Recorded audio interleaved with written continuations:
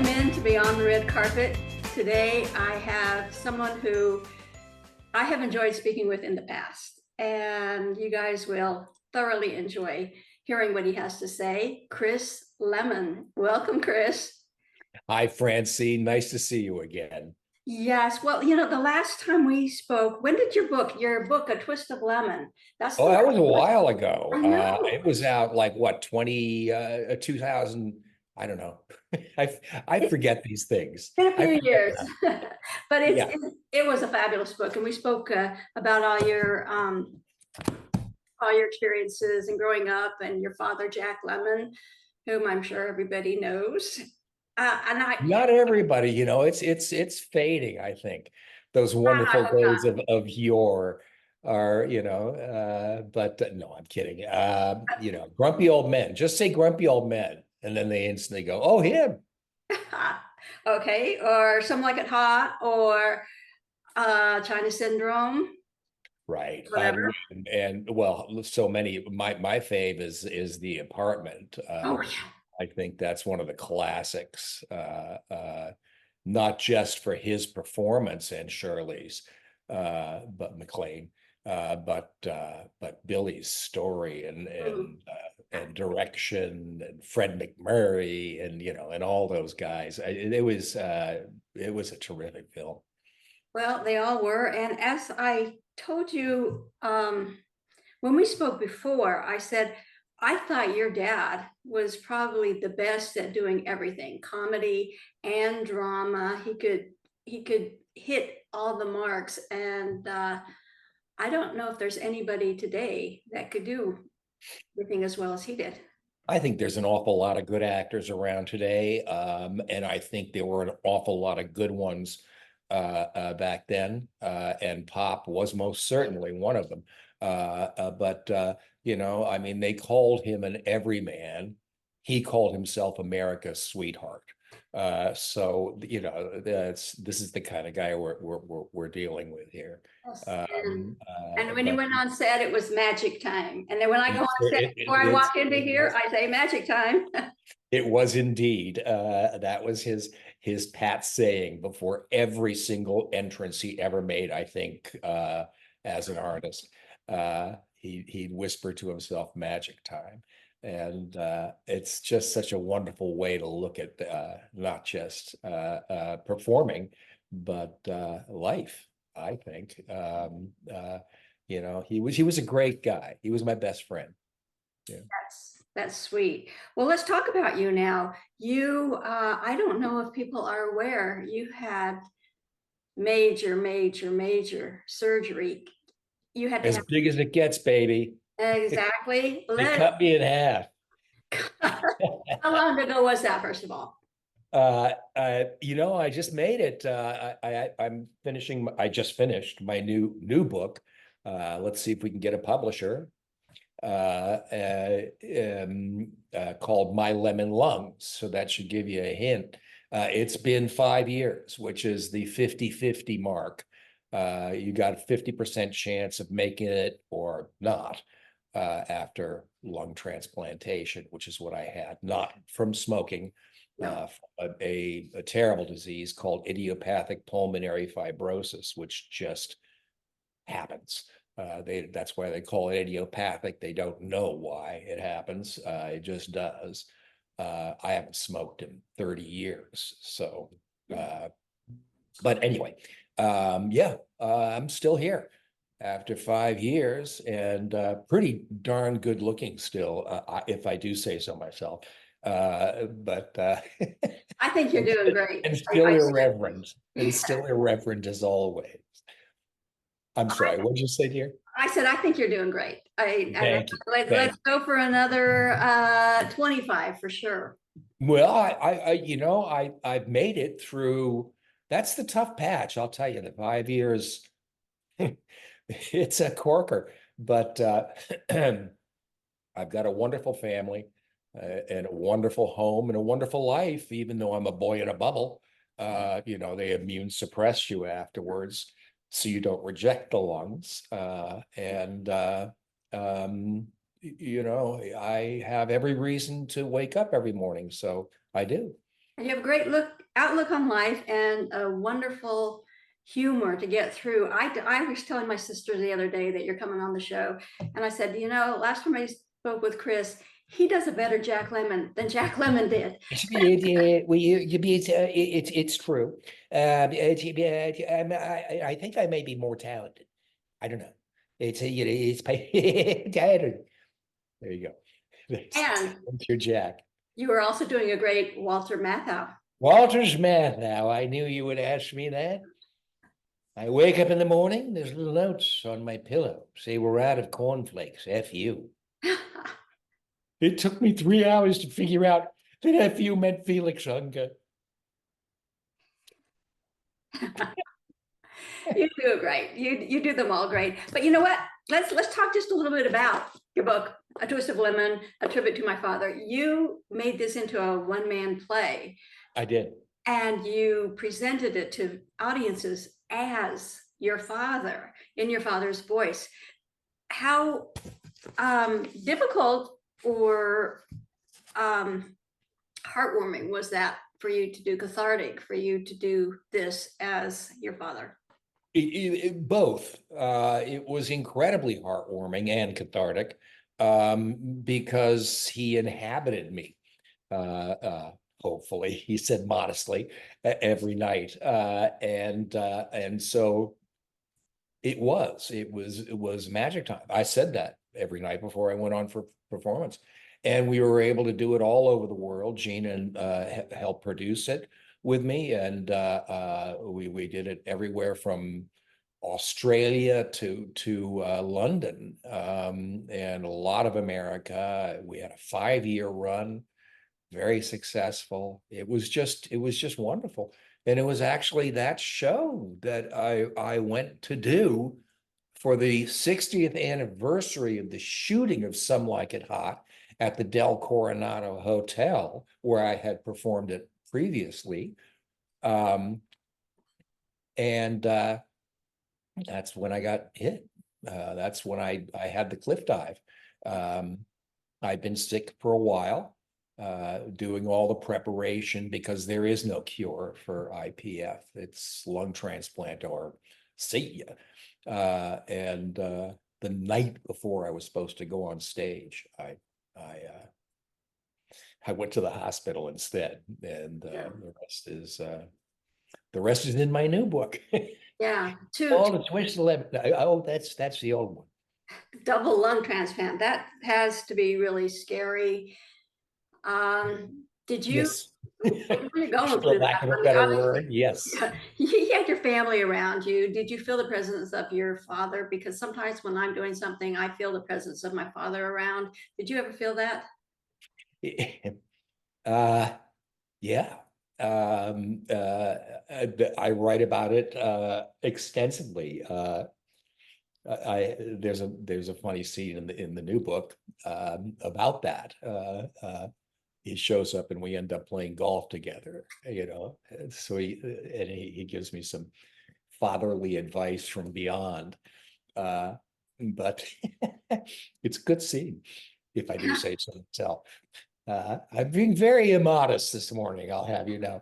But yeah, I felt a lot of things when I went through that. And hey, I think that it's very individual. It all has to do with the way we look at the world, which is why I've tried most of my life, but especially since the operation, to have a very positive, vibe, vibration, frequency, place in this wonderful existence that we've been blessed with. And You are now looking for you're looking for a publisher or to have your book published, and you said it was called My Lemon Lungs. My I lemon was guessing lungs. it would be called Yes. Lemonade or something like that. But No, it's my lemon lungs. That's actually Gina came up, my wife, came up with that title. I had all sorts of other working titles, and then she said, it's got to be my lemon lungs." And I thought, yeah, well, it certainly does, doesn't it? That would be the title. It was like Twist a Lemon, which I ended up using for the first book, which was Pops made that up for his album. And I said, I'm going to steal it. It's a great title. I'm stealing it. And so I did. But it also was a cathartic thing as well, using cathartic inappropriately there, because it just gave me such warmth to be able to, keep that album going and alive too. That was just, such a great side of Jack Lemmon that not a lot of people knew. I mean, the guy was a great musician. You think he was a great actor? He was a great musician too. well, like Great I pianist. said, he did it all, and I racking my brain to figure out anybody else that could come near the mark of a Jack Lemmon. Um, Oh, that's, I mean, there were the Jimmy Cagneys of the world, and like that's the first one that comes to mind, but a lot of incredibly talented people from that era. Fred Astaire, George Gershwin. I was just listening to George Gershwin before we started the interview. I was listening to the album that Tony Bennett and Diane Krall did together, and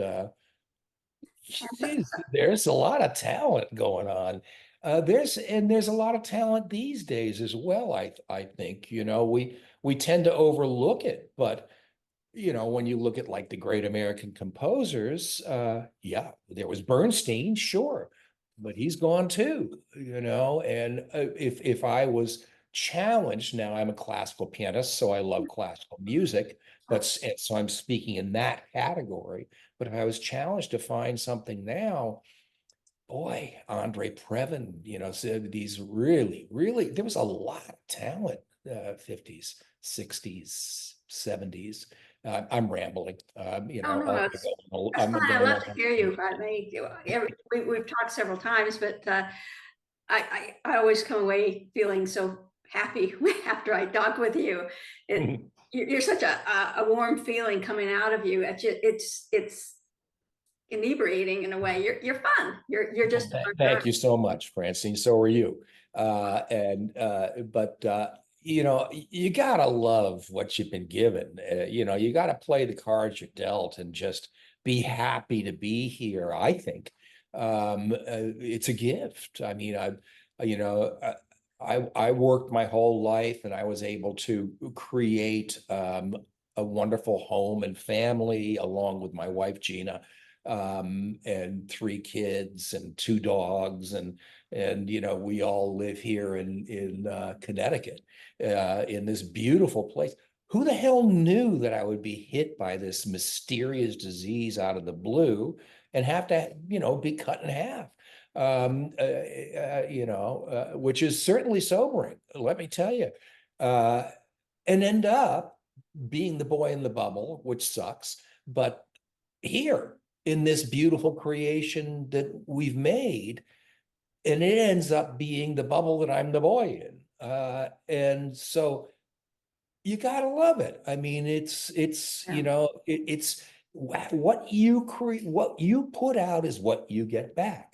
And so I want to put out as much positive for myself and for everybody around me, and everybody I meet, or come in contact with as I can. And really, I'm not, blowing smoke here. I really do feel that. Well, and then, with things like the internet, you're able to get out. I mean, out, not physically, but you're out there in the public eye now. Yeah, I still go out. I just can't be around people too much. It's just Uh, saying, it's too risky, because I am so immune suppressed. Things that normal people just shrug off can kill me. So I've got to be careful. But that being said, sure, of course I go out and and we also, we have a nice, pied a terre here. We've got land and trees and squirrels and foxes and bobcats and, what other critters have we seen around here? We've got a woodchuck that is really pissing me off. This thing, How much I wood can you woodchuck? not had, we had our beautiful foxes kicked him out. He kicked them out of their den and took it over. Because the wood, they're tough. These are tough little critters, not woodchuck, that's a groundhog. Groundhog, okay. You ask anybody from Minnesota, I'm telling you. I'm saying, good luck trying to come up with a decent question for me after that little rant. Well, But let's move a little bit to your family, because you have a daughter. You have 3 kids. Your daughter is an actress following in the family footsteps. she's going to be a big star. Really? Yeah, she's going to be, it's amazing. My whole life I spent as Jack Lemmon's son. Now I'm going to be Sidney Lemon's father. It's, I've been an object my entire life. I don't care. Anyway, yeah, she's, I don't know if I can say this. She just finished a huge off Broadway show, huge hit, sold out, big, and it's going someplace else. Oh, It's a word that happens before Broadway. yeah. Okay. It's the opposite of off. Right. Gotcha. Mum's the word. Big time. It was so successful. It's just, she's so good. It just makes me so proud to see. She is, she actually knows what she's doing. I don't know. Well, you He faked the whole thing. She actually knows what she's doing. So you did a couple shows with your father. That's have. Life. I remember we spoke about that a long time ago. That was good fun. Yeah. I love that movie. I love Yeah. the theme of it. But do you think your father was proud and impressed with you while you were working together, or was he a little? We never really went there. I don't know. I hope so. I think that we had a great time working together. Yeah. I was proud and impressed of him. And yes, I shouldn't say that. Yes, there was times I remember he came up to me after I did Barefoot in the Park. Jerry Paris directed it, and with his daughter Julie playing Corey, and I played Paul. And he came up and put his hand on my cheek, with those watery eyes that that he used to have, and that shake his head did, and told me he was proud of me. So yes, he was. He also did, after Steffi Zimbalist and I did Love Letters together. He was in the front row, and he had the tears and the whole thing we got a standing ovation that night, thank God. Oh, how And we didn't, but memories, great memories. yeah, yes. He was my best friend. We were father and son, but we were really best friends, and I loved him and spending time with him so very much. And I miss him. Yeah. Well, and the whole entertainment industry misses him, but I'm sure you miss him a lot more and in different ways. And I would have loved to have met him. He was one of my all-time favorites. But let me ask you something that I have. He was even more fun in person than he was on Amazing. screen. I can tell you that honestly. He was just a hoot. He was you read it in the book, and we've talked about it in the past, and yeah. Growing up, you said the son of Jack Lemmon. I've interviewed so many second generation actors, singers, and been friendly with some of them, but do you feel a kinship between, this is a weird comparison, but the children of presidents in the White House they all have kind of a unspoken club together. That's because they're all Kennedys. No, not all, but do you feel like there's a connection with you and the other second generations? Do you guys feel that because your Sure. parents were together and all that? Well, you have to understand it's a club in a different way, because this is the only profession where following in your parents' footsteps is considered, nepotism, as averse to any other business where you're a chip off the old block. It's kind of like, taboo in show business, and it for that reason can be brutal. You have to understand. I mean, the child's going to be like the parent. It's the way it is. There's things called genes that do that. I remember my father always used to say, "It's in the genes." And boy, if he saw Sydney, he'd be saying that now too. But anyway, yeah, I mean, the lemon doesn't fall far from the tree, or at least that was the case for me. And I just tried to do everything, even become a classical pianist. And I was almost good enough, but not quite. You got to be awful good these days. You had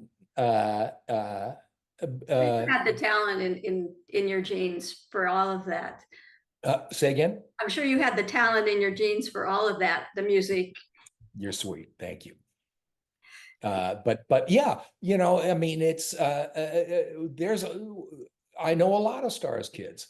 And a lot of times it's been difficult for them, but a lot of times it hasn't.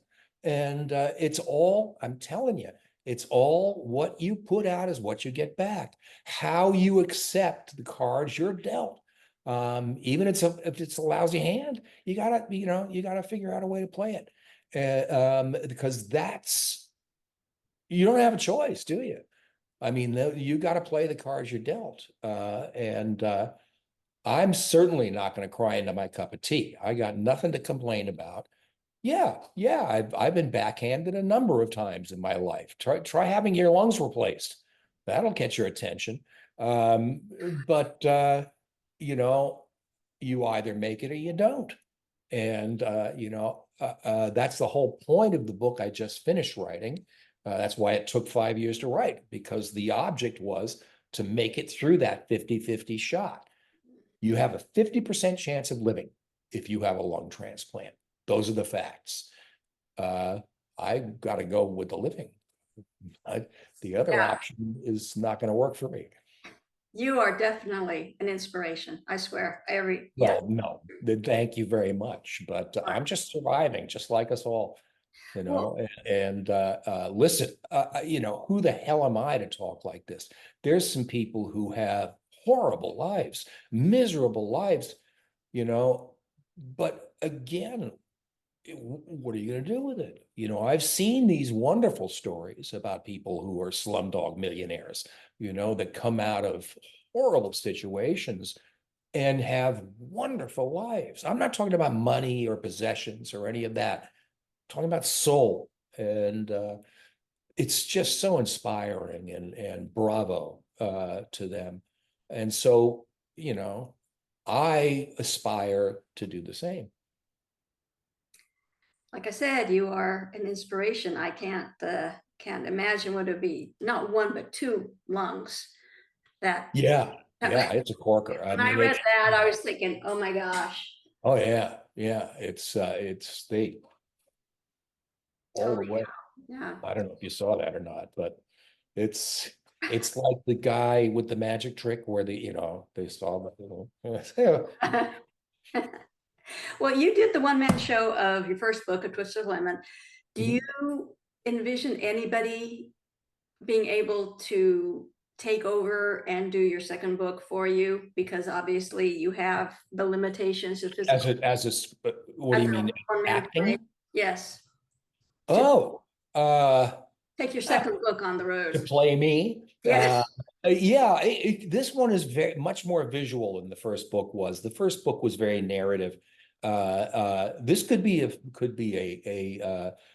film, teleplay, whatever.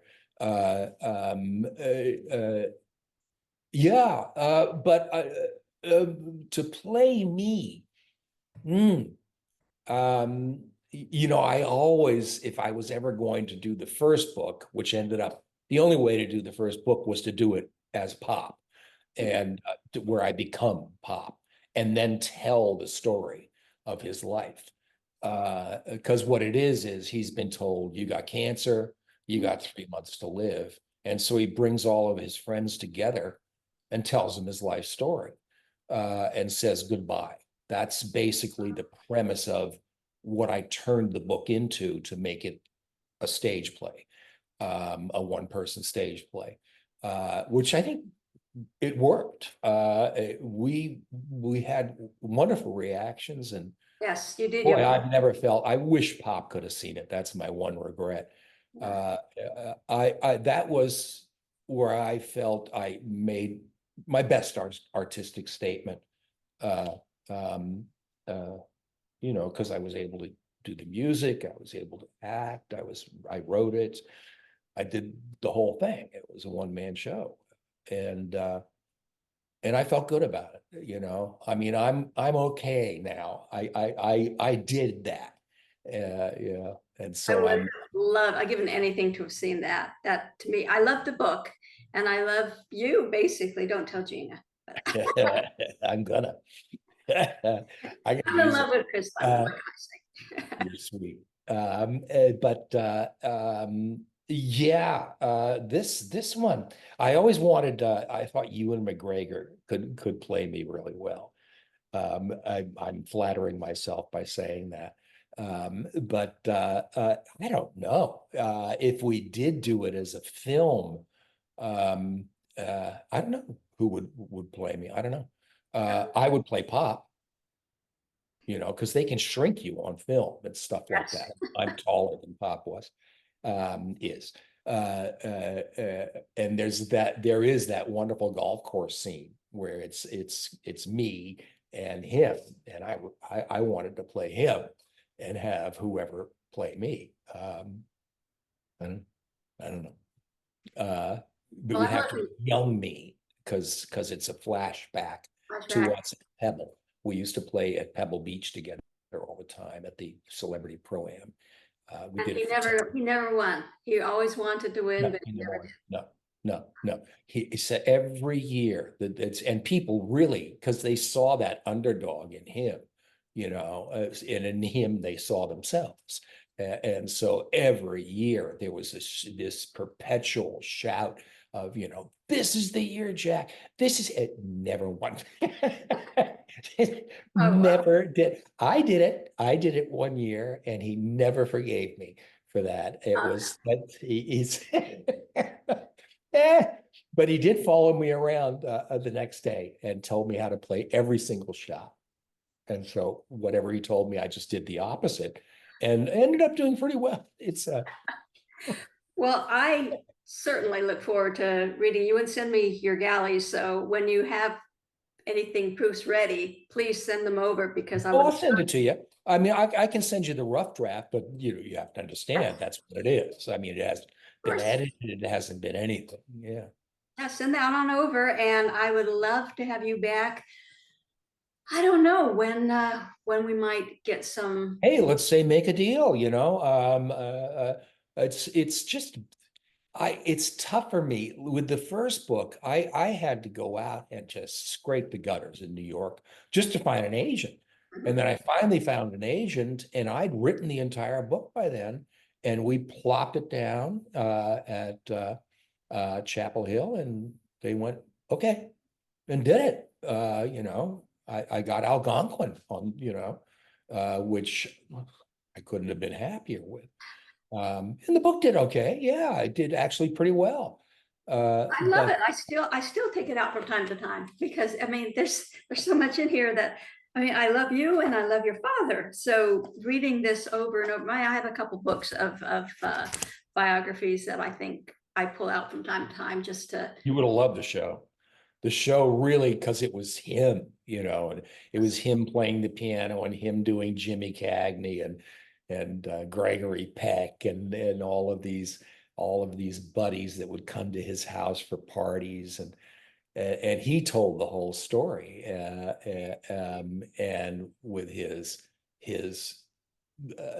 accomplishments and also those things that were very despairing to him in life. And yeah, it was I'm waxing messianic. Is that a statement? Is that a well, saying? unfortunately, our time is up because this is only a Because short I talk too show. much. No, I love to hear you talk. You can talk anytime. How about we set it up for towards the end of fall and do this again? Sounds good. Yeah, maybe I'll have some news by then. Sounds good. You send me the proofs or whatever you have, and I'll start reading it. Francine, thanks so much for having me. Thanks, Chris. I love you. Oh, it's always a pleasure. You're always so cheerful, no matter what happens, and encouraging. And we will definitely have you back. Stay strong. Okay, and for the viewers, thanks for watching. I will see you next time when we take another look beyond the red carpet. Take care.